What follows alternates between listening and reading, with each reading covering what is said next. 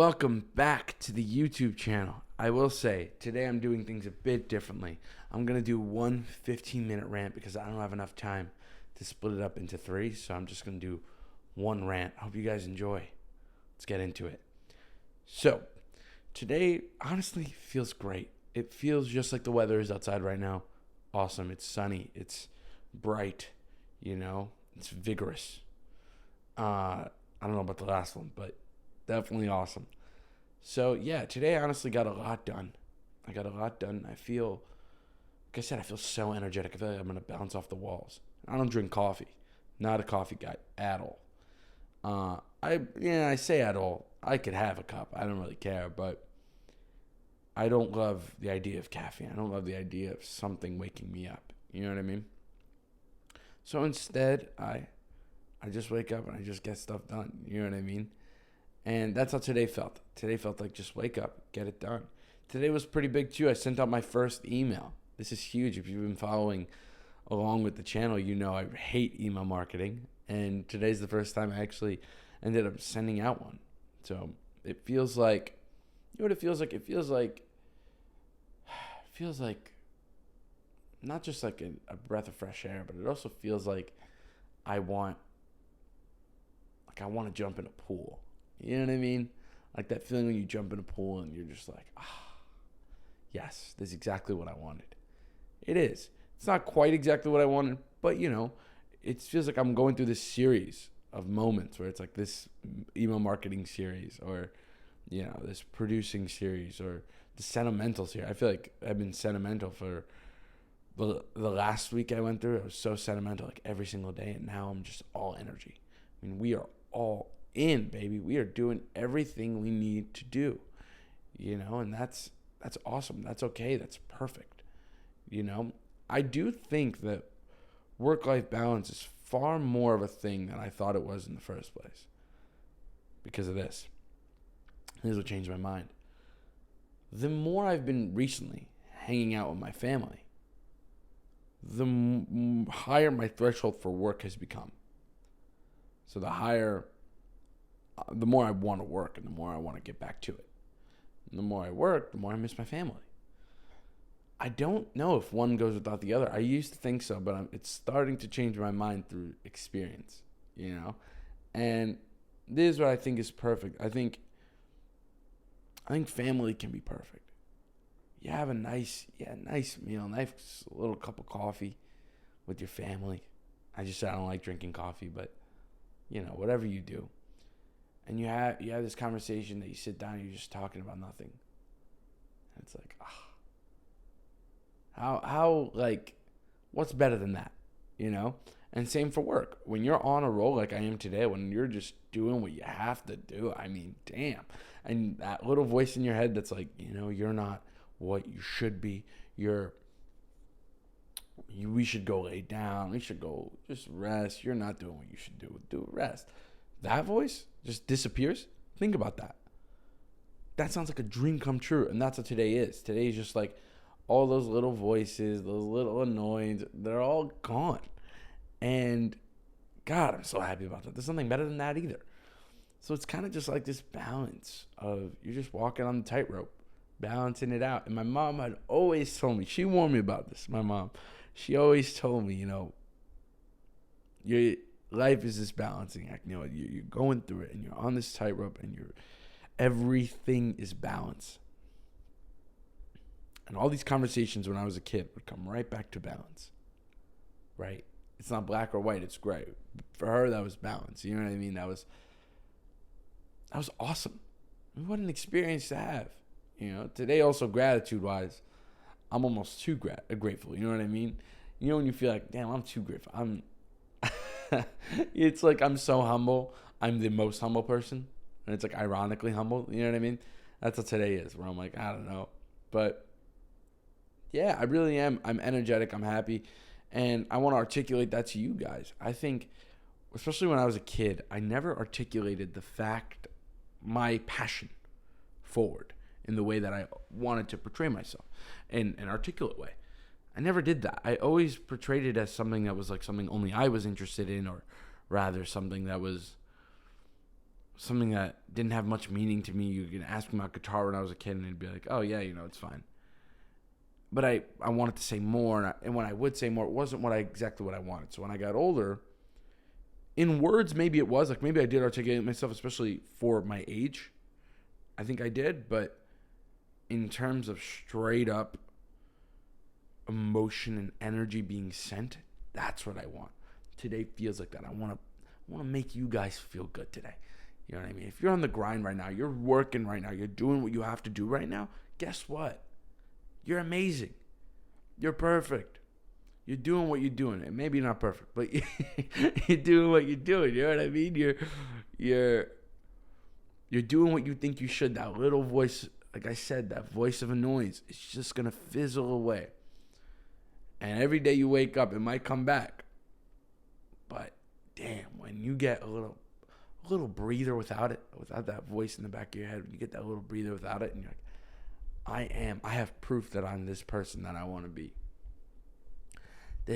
When I tell you there's nothing better, God, very few feelings to me have topped that. I've been on jet skis, and boats and stuff, and hung out with friends. Very few things beat the feeling of being alone and feeling like, and having the energy of like 50 people in one. And you're just alone typing away like, let's do it. You're like, let's do it. Like, what are we waiting for? Let's do it. Awesome, right? Isn't that, I hope you guys feel that. I hope you guys feel the energy from it. I think energy can be, how do I explain it? Energy can be, I'm missing the word right now. Energy can be transferred, energy can be moved from person to person. If I have this energy and I come up to somebody and I talk to them, hey, how are you? How you doing?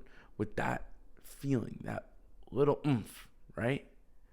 Guess what happens? You know what happens. They'll either match or they'll want me match to theirs, or we'll make a compromise. Some people's energies are so strong, negative or positive, that you can't put them outside of their comfort zone. It always used to annoy me. These days, I'm more empathetic towards it. I get it. Whatever. You're going through what you're going through. And if it's a positive thing, great. If you're so positive and you're so rootedly positive, not fake positive, not self-help positive, really positive, awesome. Then, yeah. Then, I haven't met many people like that. Maybe like 3 all time. Have I actually met like, hi, how are you?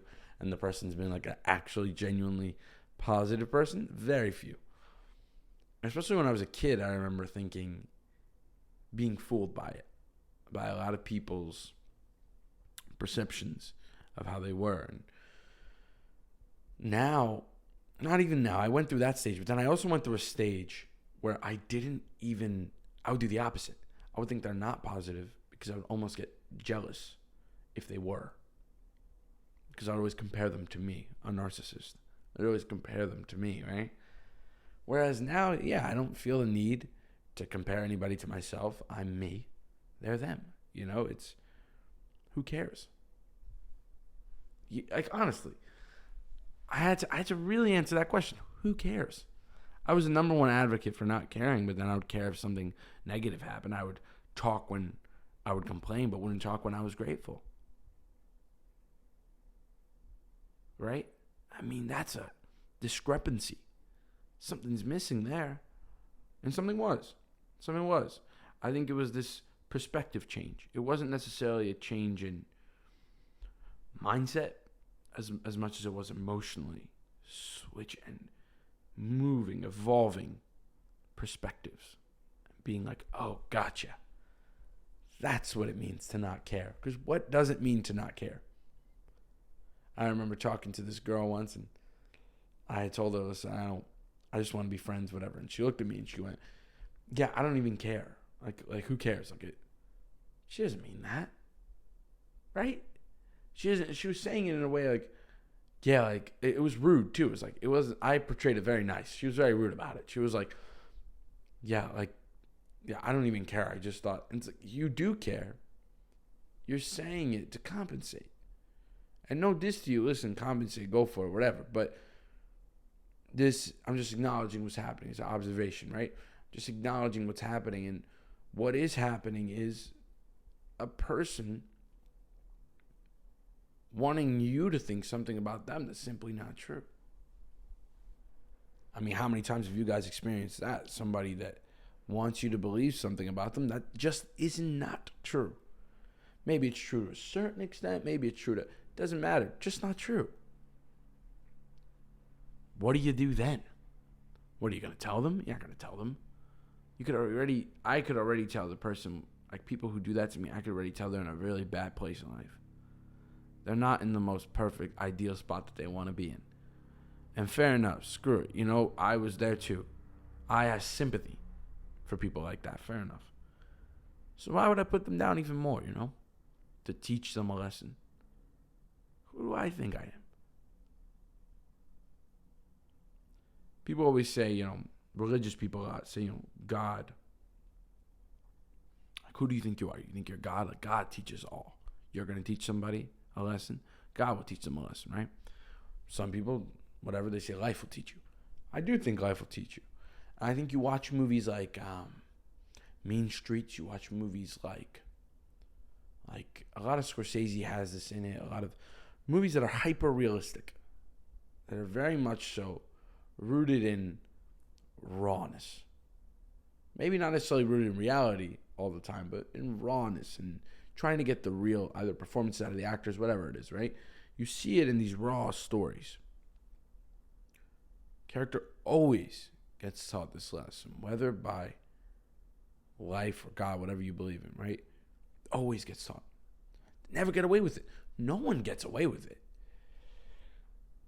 I have yet to see someone really get away with it. I want to see someone really get away with it to a certain extent because I want something else to be curious about. I want someone to make me think like, yeah, I did.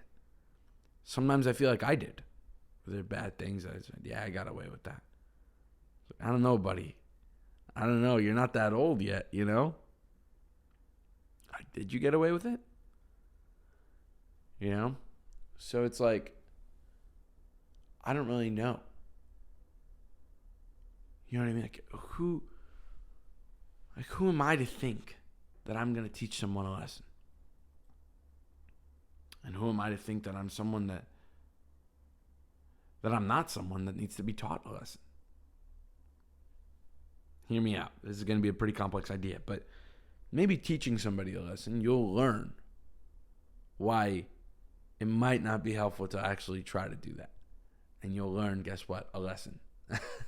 That life teaches you. That experience teaches you. That decision teaches you. These are the things that make stories. These are the things that make up our lives. They make presidents. They make kings and dictators. Decisions by a mass group of people. But it really all started with one. I'm not saying life started with one. I'm saying that you go into the ballot to vote, let's say. You go and you vote for whoever you vote for. That's a decision you made. It started with one person. And second, whatever. But it really always started with one person. It's a metaphor, too, a double meaning of how united a group of people can be. I think we're far more tribal than I ever thought we were. I was talking about this about public speaking. Or public speaking, I could speak to my friends, easy peasy. When people go and they speak at big events, they get so scared. It's the number one fear. How can that be the number one fear? As a performer, I cannot relate. But I used to perform when I was a kid, but I can't relate as much. But I get it. Sometimes I'll be in front of 100 people, 300, 400, be able to perform way easier than to just perform in front of one person. Just one person. And maybe it can be moments I remember when I was a kid when I had to just, when I was trying to be fake around that one person. You're trying to pretend to be someone that you think they'll like. But that's already assuming. Maybe that's the problem with being fake, right? You're assuming something about them. They have reason to be offended. I mean, you're just assuming that you think I would like someone that's like this. That's interesting. You are always, you're just assuming. realizations mid YouTube episode is the best. That's the best. You know what I mean? Like it's so authentic. Like I'm authentically thinking about it right now, and you could see my wheels turning, you know.